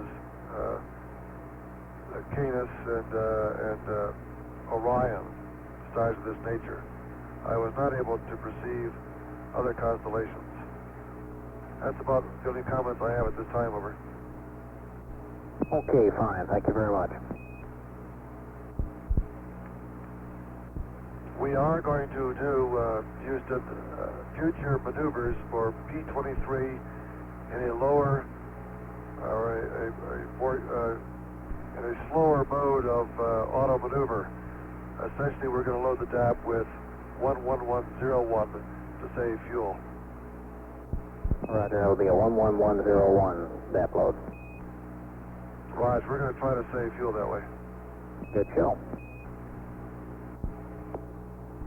With respect to the windows, Houston, windows 1 and 5 have moderate haze on them, satisfactory for visual observation, but possibly not for photography. Windows 2 and 4 are clear. Windows 3 is almost opaque. Over. Okay, thank you. And how's battery B looking to you?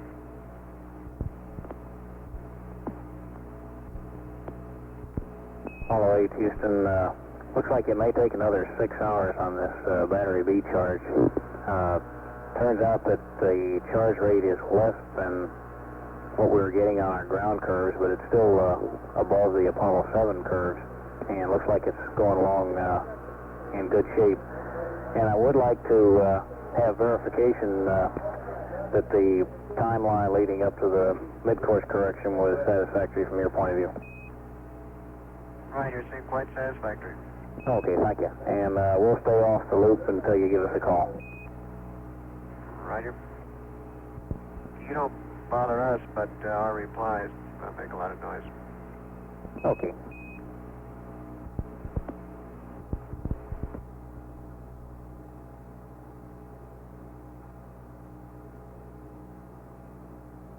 This is Apollo Control.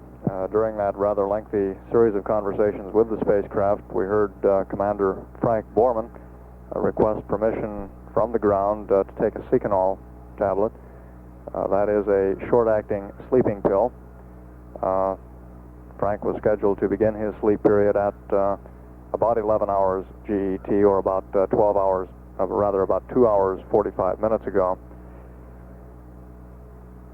We also, during that pass, heard a number of sequences of numbers passed up to the spacecraft. This is part of the block data updates that are routinely sent up at specified periods in the flight plan, so that the crew always has on board data that they can use in the computer to re-enter or to return to Earth should it be necessary for any reason, and assuming that they did not have communications with the ground. At the present time, Apollo 8 is at an altitude of about 64,600 nautical miles. The speed on the spacecraft is continuing to decrease more slowly now as we move farther from the Earth. That velocity at the present time is reading 7,236 feet per second. At 13 hours 44 minutes into the flight, this is Apollo control.